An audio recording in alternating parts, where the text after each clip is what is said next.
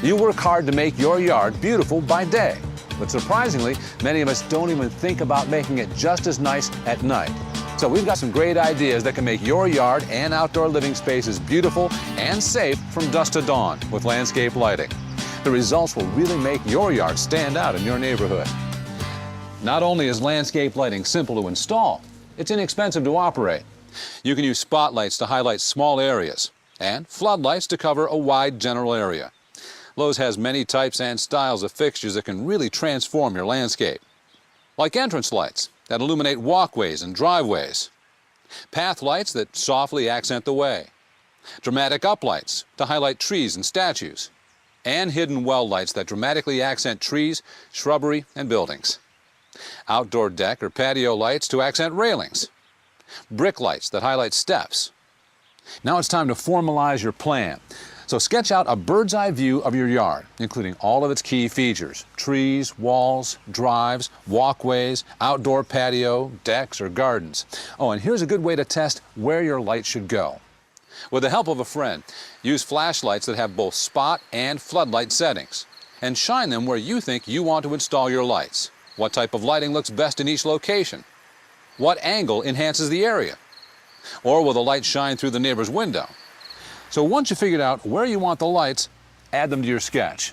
The next decision, solar or low voltage. Now, high voltage lighting is used for commercial projects and should only be installed by a professional. If you're using the lights for aesthetic purposes, just to dress up your yard, solar lighting is a good choice. They install almost instantly with no wiring, and they run off their own power.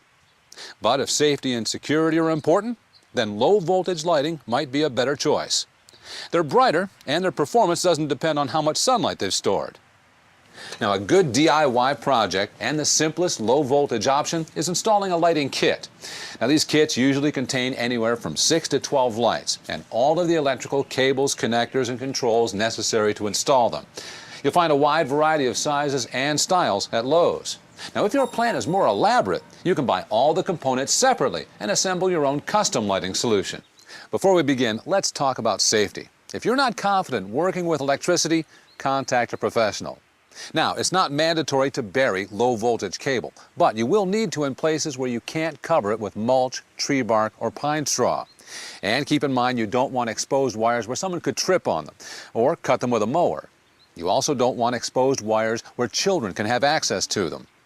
Now, before you dig, have a professional mark the location of any electrical or gas lines. To figure out what size power pack your plan requires, add up the total wattage of all the lights. The wattage should be 70 to 100% of the power pack rating. Our lights total 450 watts, so we'll use a 600 watt model. For larger installations, you might need to use more than one. Start by locating an outlet on the outside of your house. It should be at least 12 to 18 inches above the ground. And all outdoor outlets should be ground fault circuit interrupter or GFCI outlets with a waterproof cover. This provides extra shock protection in areas of high moisture. Mount the power pack within 1 foot of your power supply and don't use extension cords. Also, don't mount your power pack inside your garage or your home. Now mount the light sensor if you have one. Now it's time to assemble the lighting fixtures. Then lay the lights at their positions according to your plans.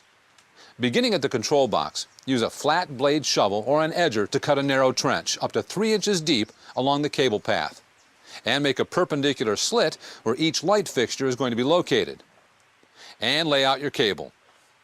Now it's time to connect the lights. Here's how these connectors work. The cable is pressed onto these sharp brass points that pierce the insulation and make contact with the copper wire inside. Let me show you. First, snap the wire guide onto the cable. Then slide the wire and guide into the bottom connector cap. Then tighten down the knurled connector until the cable is completely seated. Now keep in mind different manufacturers' connectors might work in other ways, so make sure you follow the instructions that come with your fixtures. After the connections are made, push the fixtures partway into the ground. Work the cable into the trench, but don't cover it yet.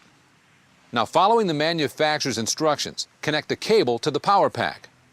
The end of most low-voltage cable is already pre-stripped or has connectors ready for installation.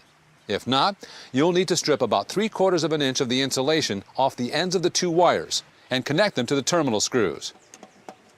Then plug the power pack into the outdoor GFCI protected outlet. Set the power pack to the on position. Now make sure all the lights are lit. And double check any connections that aren't working. Then finish pushing the lights into the ground and close up the trenches. Then set the controls for automatic on and off times. And adjust their focus. You might have to do this at night.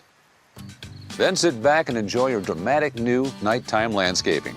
Softly lit walls, secure walkways, and intimate outdoor living spaces, all giving your home a warm and inviting look. For more home improvement projects, check out the other how-to videos at Lowe's.com/videos.